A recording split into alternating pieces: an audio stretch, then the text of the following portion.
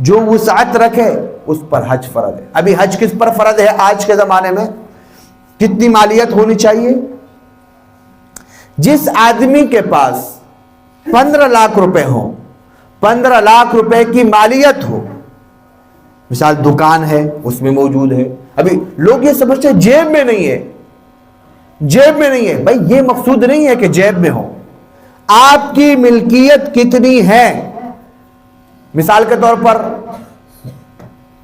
11 لاکھ 12 لاکھ روپے جو ہے حج پر خرچہ ہے، کل خرچہ آنا جانا وہاں پر خریدنا سب کچھ، 1 لاکھ روپے آپ نے گھر پر چھوڑ دیے تاکہ 40 دن تک آپ کے بیوی بچے کسی کے محتاج نہ رہے۔ حالانکہ 1 لاکھ کی بھی ضرورت نہیں ہے، 30-40 میں کام چل جائے گا، 30-40 ہزار روپے 40 دن کے لیے کافی ہے، لیکن پھر بھی 1 لاکھ روپے کہہ دو، یعنی کہ 14 لاکھ روپے بھی نہیں بنتے۔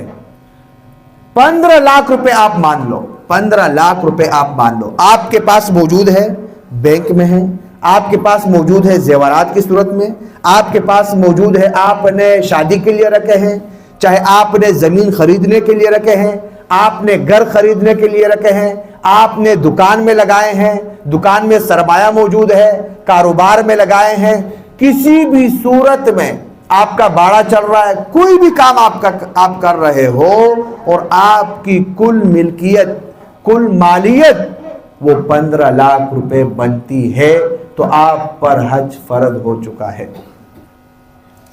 چاہے آپ کے لوگوں پر قرضہ ہو، لوگ کہتے ہیں میرے پاس جیب میں موجود نہیں ہے، وہ تو لوگوں سے لے لو، آپ کسی سے لے لو قرض، آپ کے ان پر ہے، ان کو ٹائم دو، بھائی 2 مہینے میں آپ نے ادا کرنا ہے، 3 مہینے میں آپ نے ادا کرنا ہے، اور کسی سے آپ نے قرض لی اور کہہ دو کہ میں 3 مہینے 1 مہینے کے بعد میں آپ کو پیسے دے دوں گا۔ کہ آپ دنیا کے کام آپ کس طرح چلاتے ہو؟ اس طرح نہیں چلاتے ہو، بات ہے کہ نہیں ہے؟ لیکن جس آدمی کو بھی دیکھو تو وہ اس حوالے سے سستی کر رہا ہے۔ تو خدا را تفصیل انشاءاللہ اگلے جمعے پر میں بات کروں گا، لیکن یہ جو میں نے شرطیں بیان کی ہے کہ حج اس طرح آدمی پر فرض ہے، وہ جلد تر جلد جو ہے وہ اس کی بندوبست کرے، حج کے داخلے شروع ہو چکے ہیں، اس کے اسباب جمع کرے اور حج کا داخلہ کر لے، ورنہ بعد میں بچے آپ کے حج نہیں کریں گے۔ کیا آپ یہ کہیں کہ میں نے بچوں کے لیے کروڑوں روپے کمائے ہیں؟ کوئی بھی نہیں ہے بھائی، 1000 واقعات ہمارے سامنے موجود ہیں۔ کام وہ ہے، عمل وہ ہے جو آپ نے خود کیا ہے۔ بات سمجھ میں آئی؟ اور اللہ کے رسول نے تو یہاں تک فرمایا کہ جس آدمی پر حج فرض اور وہ نہ کرے، چاہے وہ یہودی مرے یا عیسائی مرے، اور دوسری بات میں مجوسی مرے، اللہ تبارک و تعالیٰ اس کو نہیں دیکھیں گے، یعنی رحمت کی نگاہ سے نہیں دیکھیں گے۔ جب ایک مسلمان کی یہ حالت ہو اور رب کے حکم کو ٹال دے، اس کو پس پش ڈال دے، اللہ تبارک و تعالیٰ فرماتے ہیں ہمیں اس کی کوئی ضرورت نہیں۔